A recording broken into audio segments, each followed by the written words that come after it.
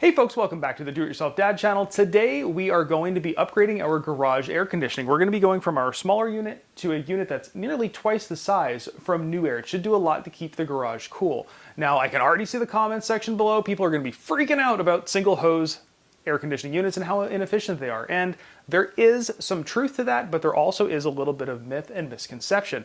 So at the end of this video, I'm going to be talking about that, and I'm also going to be showing you how to read the labels on those air conditioners to figure out exactly what the cooling capacity of the air conditioner will be.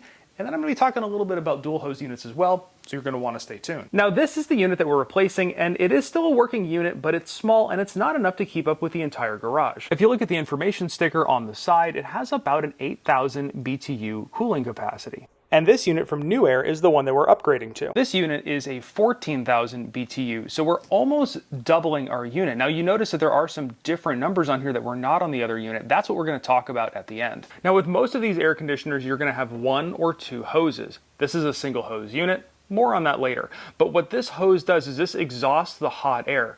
Inside this thing, there's a condensing coil, and the hot air needs to escape the room, so you're not just heating up the room.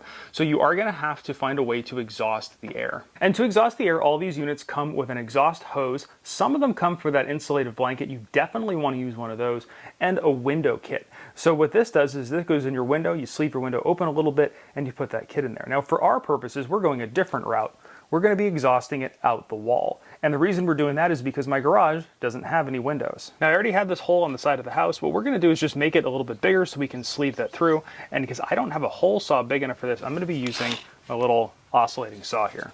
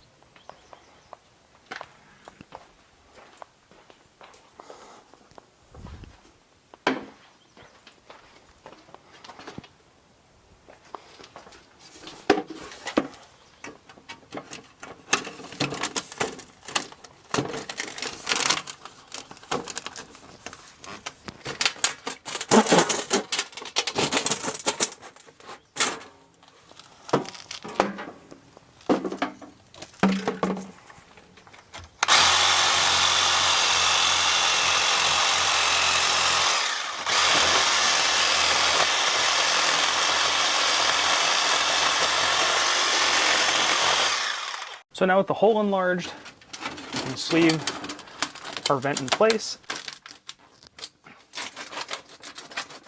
And then once everything is done, I'm going to secure it with these 4 screws. Now on the inside, the hole is a little bit yoked out because I actually had to go through an existing hole, and to get it all lined up with the beams, I actually made it lower. So I'm gonna make a little plate to cover the mess later, but right now I just wanna get this installed. So the next thing you're gonna do is hook up your exhaust hose. Now with this one, the exhaust hose will actually sleeve inside this. Now there is a little bit of a gap here, and that's okay, because once we have everything done and lined up, we're going to wrap this with aluminum tape to make a nice airtight seal. Now the other end of the hose on this unit actually has this nice little adapter. So we're going to put this in here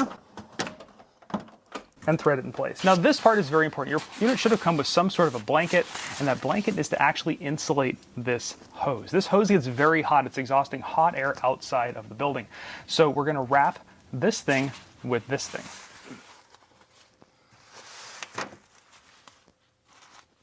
And before we do the little connection on the end here, we're going to wrap it with this aluminum tape. The aluminum tape is a specific kind of tape that you use for air conditioning ductwork. It is amazing stuff. It also sticks to darn near everything, but it will make a nice airtight seal around this connection. Now, a lot of these units do have a condensation line, and that's because condensation does form inside the unit and it does need to get rid of it. If you've ever driven a car, run the AC, and you see water dripping, same idea. Now, this one does actually exhaust some of the condensation out of the air line, and because I live in a very dry climate, I haven't found the need for them. But if you do, you will have to hook a hose and run it outside or into a bucket to collect that water. Okay, and now I want to talk real quick about what I mentioned at the beginning of the video, which is single hose versus dual hose units. Now, the way air conditioners work is they have a condensation coil, and that condensation coil in there needs cooling. So it actually pulls in air, cools it, and then it blows that hot air out. That's where the exhaust is. The problem with single hose units is it's pulling in air and then pushing it out of the room, which makes a negative pressure situation, which means air will come in through any cracks around your building, which could be things like air vents up in the roof, cracks around your garage door. Don't mind the goofmobile, that'll be in a future video. What this means is it is cooling the air inside the room, but it is also pulling in hot air from outside, making the unit a little less efficient. And there's something I want to show you. On older units, you have a tag like this. It says 8,000 BTUs, but that's all it tells you. On newer units, you have a tag like this. There's one more thing in here. You have your cooling capacity, but then you have your DOE cooling capacity. And what that DOE cooling capacity is it's the actual cooling capacity of this unit making up for that inefficiency issue of pulling in outside air. So this one is a 9,950 BTU unit with that taken into consideration. This one is an 8,000 BTU unit, not taking that into consideration. So there's no real easy way for me to know what the actual cooling capacity of the old unit was. Given that this new one down here is 14,000 and its actual capacity is 9,000, I'm gonna guess that 8,000 unit was probably really about 6. So I'm increasing my cooling capacity by probably 30 to 40% just by going to this unit. But there's something I want to show you on this unit. Down here is where all the intake air is coming in from. So the air is coming in through here, cooling the condenser, and going out through there. It has this hole, which is suspiciously round and the right size for one of those. So I'm thinking that this unit, when they made the molds for this thing, they probably intended, or will have another version with an outside intake, making it a 2-hose unit. Now you can buy 2-hose units, but I'm going to turn this thing into a 2-hose unit in a future video. So you're going to want to hit the subscribe button because that'll notify you when that video comes out. It'll show you how to make your air conditioner much, much more efficient. So out with the old, in with the new. Let's turn this thing on. It's already getting hot in here and I need to film some more videos. Now the garage should stay a lot cooler with this higher power unit. It's going to make things a lot easier to be out here. I live in the California desert. It'll hit 100, 110. So this will really help make the garage a lot more comfortable to work in. Now, if this video helped you out, please give that subscribe button a little shot down below. Leave me a comment, blast me for using a single hose unit if you want. It's been done in the last video. Might as well keep the train going. And of course, thanks for watching.